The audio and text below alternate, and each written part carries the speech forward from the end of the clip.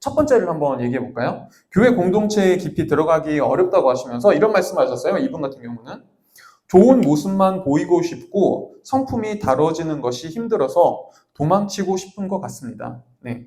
라고 질문을 주셨는데, 사실 우리가 어딘가에서 그러지 않나요? 내가 누군가에게 좋은 사람으로 보이고 싶은 거는 나쁜 건 아니에요. 우리가 나는 너에게 내 모든 걸 다 내가 얼마나 못된지 너에게 보여주겠어. 이렇게 누군가와 관계를 맺는 사람이 어디 있어요? 우리는 당연히 적당히 가면을 쓰고요. 쓰고 싶고요. 그리고 사실 가면을 쓰면서 살아갑니다. 그거 자체가 그렇게 나쁜 건 아니에요. 우리가 세상을 살아가면서 가면을 쓰고 살아가야 될 때가 사실은 오히려 많죠. 근데 오히려 그렇기 때문에 우리가 좀 고달프지 않나요? 너무나 많은 가면을 쓰고 살아가서 사회에서는 사회의 가면, 가족 안에서는 이 안타까운 일이죠. 가족 안에서도 때로는 가면을 쓰고 살아가는 분들이 존재해요.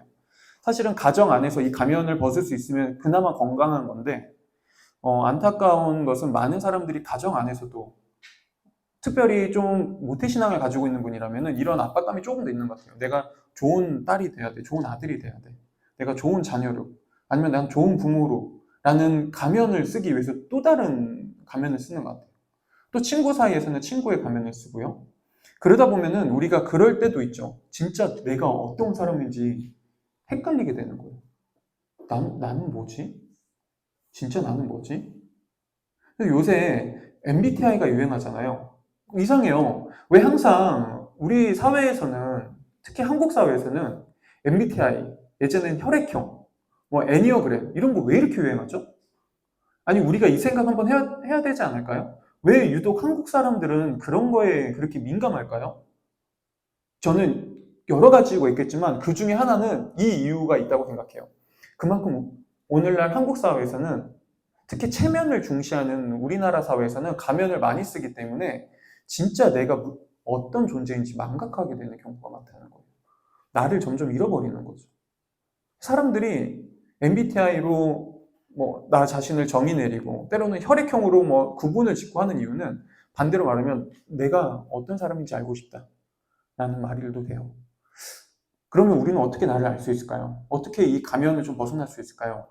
사실은 하나밖에 없는 것 같아요. 가장 큰 방법은. 어딘가, 누군가, 그래도 나를 있는 그대로 최대한 좀 받아주려고 하고. 물론 한 사람이 아니라 서로가 서로에게. 그리고 나의 이야기를 좀 털어놓을 수 있는, 꼭 내가 좋은 사람으로 보여지지 않아도 어느 정도 괜찮을 수 있는, 그렇다고 막 나쁜 행동을 하라고 그런 건 아니지만, 그래도 어느 정도 그런 나를 내려놓을 수 있는 공동체가 하나 정도 필요하지 않을까요? 자, 이렇게 생각하면 그러겠죠. 그래서 그게 교회라고요? 말이 돼요? 교회 안 다녀보셨어요? 아니, 교회 다녀봤죠. 저도 그 문제가 뭔지 알아요. 교회에서 그런 게 가능해요? 그니까요. 그런 게 가능하면 얼마나 좋을까요? 근데요, 정말 불가능할까요? 완전 가능하진 않을 수 있어요. 근데 교회가 정말 불가능할까요? 어, 목사기 때문에 어쩔 수 없이 이 얘기를 드릴 수밖에 없는 것 같아요. 이 대답을. 성경이 말하는 교회에서는 그게 가능해요. 왜냐하면요. 성경이 말하는 교회가 어떤 곳인지 보자고요. 성경이 말하는 교회는요. 일단은 우리가 다 어느 정도 가면을 쓰고 살아가는 위선자라는 사실을 인정하고 들어갑니다. 그래서 성경은 말하죠. 너희는 다 죄인이야. 저도 포함해서요. 너희는 다 어느 정도 가식덩어리야. 라고 사실은 성경은 때로는 되게 직설적으로 우리를 얘기해줘요. 사실 성경이 너희는 다 죄인이야 라는 말이 여러분 그렇게 간단한 말이 아니에요. 되게 직설적인 말이에요. 너희 다 가식덩어리야. 너희는 모두 다 죄인이야. 너희는 모두 다 허물이 있고 너희는 모두 다 가면을 쓰고 있어. 너희는 조금씩 다 가짜로 가짜의 모습을 가지고 있어. 근데 성경이 그렇게 끝나지 않죠. 성경은 거기서 하나 더 얘기해 주는 것 같아요. 근데 그런 너희를 하나님은 동일하게 사랑해. 그런 너희를 하나님은 동일하게 용서하고 동일하게 사랑해.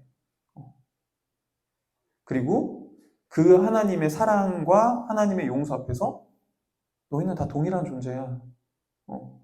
누가 더 우월하고 누가 더 열등할 것이 없어. 그리고 이 하나님의 사랑을 알면은 우리는 내가 다른 사람보다 우월하다. 내가 쟤보단 낫지 해서 조금은 내려올 수 있는 심리적 바탕이 생기는 것 같아요. 우리는 모두 다. 그래, 나도 저 사람보다 우월하잖아. 우리는 똑같은 죄인이야. 그러면 일단 심리적인 우월감에서 내려오기 시작하고요. 그러면은 여기서 어떤 일이 생길까요? 여기서 좀 더 나가면은 상대방을 좀 있는 그대로 존중할 수 있는 그런 마음의 준비가 되기도 하죠. 그리고 이런 마음의 준비가 된 사람들은 조금은 더 속 깊은 나의 이야기를 할 수 있게 되고 조금은 나의 위선적인 모습도 밝혀낼 수 있게 되는 것 같아요. 물론 이거는 시간이 걸리고요. 사실은 이게 되기 위해서는 신앙적으로 굉장히 좀 건강한 어떤 그런 신앙관을 가지게 돼야 돼요. 그래서 시간이 걸려요. 오늘날 왜 교회에서 우리가 이런 공동체를 경험하기 어렵냐면요. 사실 그런 건강한, 좀 성장한, 성숙한 신앙을 가지고 있는 사람들을 좀 찾아보기 힘들거든요. 네. 그런데 생각해 보자고요. 그러면 여러분, 이런 곳을 세상에선 경험할 수 있겠어요? 그럼 교회가 아닌 다른 곳에서는요? 여러분, 교회가 아닌 다른 곳에서, 오늘날 세상에서 동아리, 크루, 이런 거 되게 많이 하죠. 저도 막 지금 요새 축구를 더 하고 싶어가지고 축구 동아리를 자꾸 찾고 있는데, 제가 축구 동아리 가서 갑자기 그 사람들과 이제 2차로 맥주집 가서, 저는 물론 맥주는 안 마시겠지만 사이다 마시면서 이제 제가 목사인데 지금 이런 고민이 있어. 그럼 얘기하면 그 사람들이 뭐라고 생각하겠어요? 얘는 왜 여기 와서 이딴 소리를 하고 있어? 축구나 할 것이지. 여러분, 회사는요? 친구 관계에서는요? 어느 정도 친구 관계는 가능할지 몰라요. 근데 정말 그런 걸 그렇게 다 털어놓을 수 있는 그런 준비가 되는 그런 마음에 이런 이야기들을 할 수 있는 바탕이 되는 그런 심리적 안정감을 찾아갈 수 있는 공동체가 여러분 솔직히 생각해 보자고 세상에서 존재할 수 있을까요? 세상은 저마다 자기의 기호와 자신의 필요와 자신의 이익을 위해서 모인 공동체 아닌가요? 그나마 가정이 가장 좋죠. 근데 우리 아까 말했잖아요. 안타깝게도 가정 안에서도 가면을 쓰고 살아가는 분들도 가정 안에서도 사실은 내가 온전히 받아들여지지 못할 때가 너무나 많은 것 같아요. 근데 그게 잘못된 건 아니에요. 우리 부모님도 연약한 존재니까요. 그분들이 어디서 그런 마음을 가질 수 있겠어요. 그분도 똑같이 연약함을 가지고 있고, 그분도 똑같이 세상에서 그런 것만 경험해봤는데. 자, 여러분, 교회 공동체에 대한 그런 불만, 그다음에 상처들 인정합니다.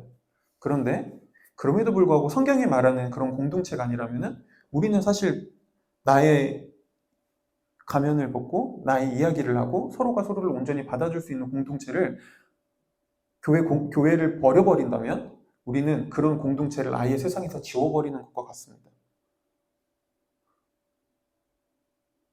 안타깝게도 성경적 교회 공동체가 아닌 이상엔 우리가 찾는 그런 공동체, 그런 관계는 아무 데서도 그 어디에서도 존재할 수 없어요. 그런데 만약 그런 공동체가 완벽하진 않아도 그렇게 살아가려고 노력하는 사람들이 있는 공동체가 있다면요. 그렇게 서로가 조금이라도 노력하려고 하는 그런 공동체가 있다면요. 그곳에서 우리는 한 가지를 경험할 수 있는 것 같아요. 이분이 이런 말씀 하셨거든요. 성품이 다뤄지는 것이 힘들다. 근데 그런 공동체가 있다면 우리는 성품이 다뤄지기 시작합니다. 때로는 갈등도 경험하죠. 근데 우리 성품은 갈등을 경험하지 않으면, 그 갈등을 극복하지 않으면 절대 성품은 성장하지 않습니다. 여러분, 내가 예를 하나 들어볼게요. 제가 착해지고 싶어요. 그럼 제가 여기서 혼자 난 착해질 거야. 난 용서할 거야. 난 용서의 사람이 돼야지. 그러면서 아무하고도 관계를 안 맺어요. 아무하고도 갈등을 시작조차 하려고 하지 않아요. 그 누구와 깊은 인간관계를 그냥 아예 다 끊어요. 그러면서 혼자 말해요. 난 착한 사람이 될 거야. 나는 용서하는 사람이 될 거야. 될 수 있을까요? 여러분, 그런 거 될 수 있을 것 같아요? 그 혼자만의 착각 속에서 하는 거죠. 네. 근데 보세요. 하나님은 우리가 성품이 바뀌길 원하거든요. 어디서 바뀔 수 있을까요? 왜 그분이 우리를 굳이 공동체로 그렇게 밀어 넣으실까요? 왜냐면 그분은 우리가 진짜 멋있는 사람으로 우리의 성품이 바뀌어가길 원하시거든요. 이걸 안다면 당장 교회 가요! 이런 말이 아니에요. 하지만 공동체를 향한 생각을 조금은 전환해 볼 수도 있지 않을까 라는 생각을 합니다.